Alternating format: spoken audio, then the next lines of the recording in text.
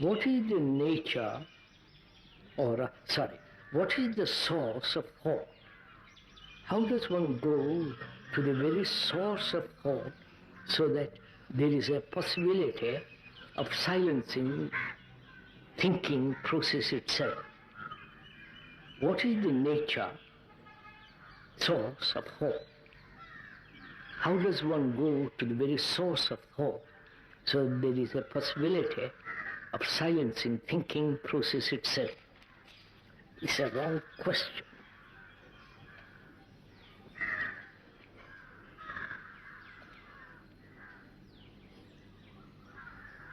So what is thinking? I'm asking you. What is thinking? You do that all day long, right? When you go to the office, when you go to the temple, when you talk, when you are destructive, but what is thinking?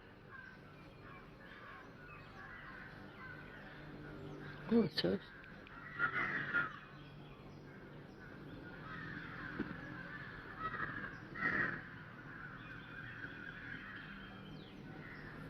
Have you ever even thought about what is thinking? What is the movement of thought?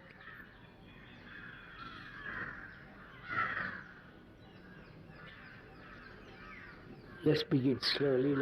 This is the last question. It's 9:15. Huh? Yes. Good Lord. We've been an hour and a quarter here. I'm sorry. Now what is thinking?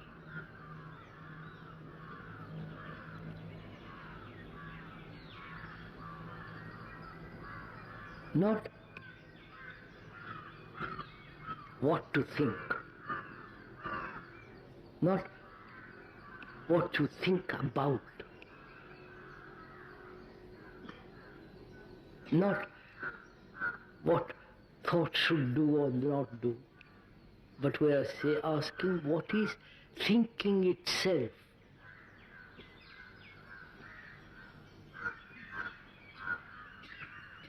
You think if you are a businessman in one way, you think as a lawyer in another way, engineer, a computer expert, right? You think in these ways, but we are asking what is thinking itself?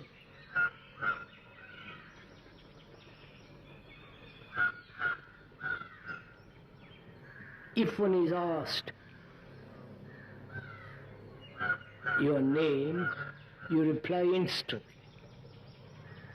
There is no hesitation. Hesitation being time interval. Please just follow this for a little bit. When you are familiar with something, there is no activity of thought. There is instant response. You know the house you live in, the street you go by, that is familiarity, constant repetition as your name. There is instant response.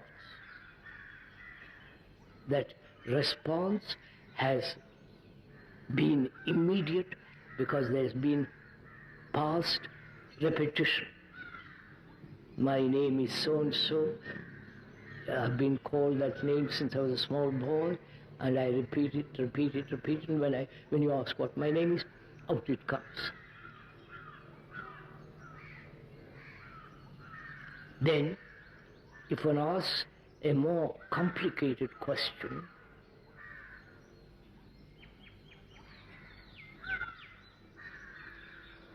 very complicated question, which is what is the distance between here and London?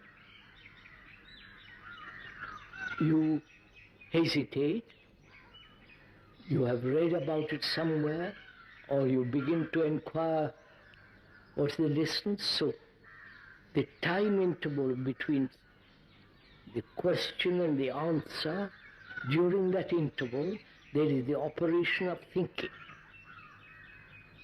Right?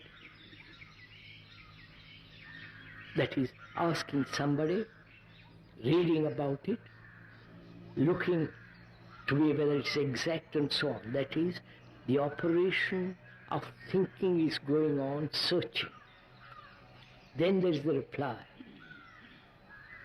That is, between the question and the answer, there is a time interval. In that time interval, there is the movement of thought. Right? Now, if one is asked a question which is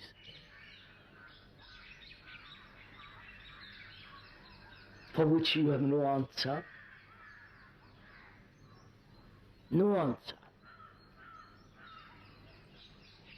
which means you are not looking, you are not waiting for to be told,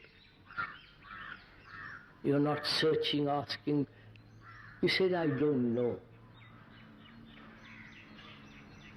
When you say, I don't know, actually I don't know, what has happened to the quality of thinking? You're following this? Please, sir, do it with me. When you actually say, I don't know, and you mean it, not say, well, I'll find out, I'm waiting for an answer, I'm doing this. But when you are absolutely clear that you don't know, what happens to the movement of thought? Go on, sir, tell me what happens. Oh, for God's sake, go.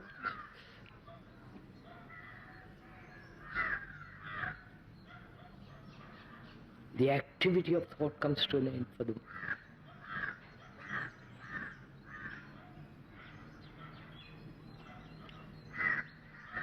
Which means, follow it, sir, slowly, follow it carefully. Which means, the brain is no longer seeking, asking, searching, tentatively feeling out. It is absolutely quiet because it doesn't know. Right? Do you see this? So is your mind, is your brain ever in a state of not knowing about anything? Or your brain is always full of knowledge? It follows. You're following all this. Which is, your brain is occupied with your, what you are doing, how you will tell this, quarrels with your wife, husband, business, churning.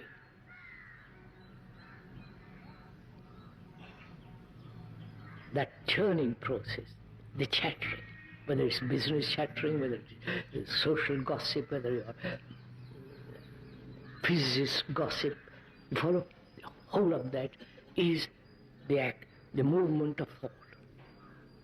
Acquiring more and more knowledge and responding from that knowledge, thought, action. And so our brain is full of occupation. Which is so, you can see it.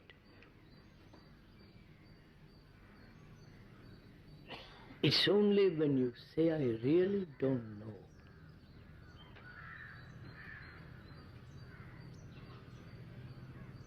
that's a very frightening state for most people. Because we are also vain, conceited, arrogant. We are so full of other people's knowledge. You're second-hand people. It's only the mind that brain that says, I don't know. You understand the beauty of itself?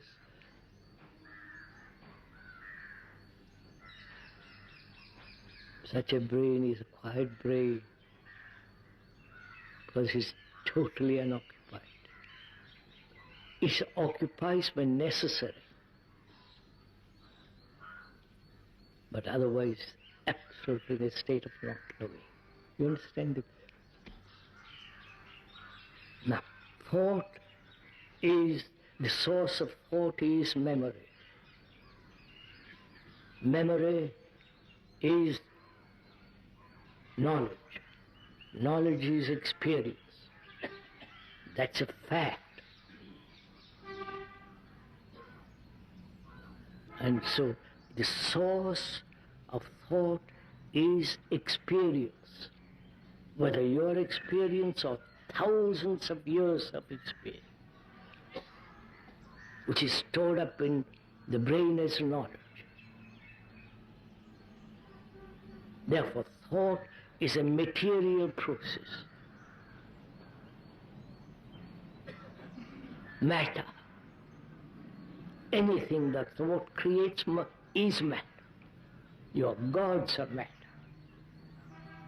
I know you don't like that.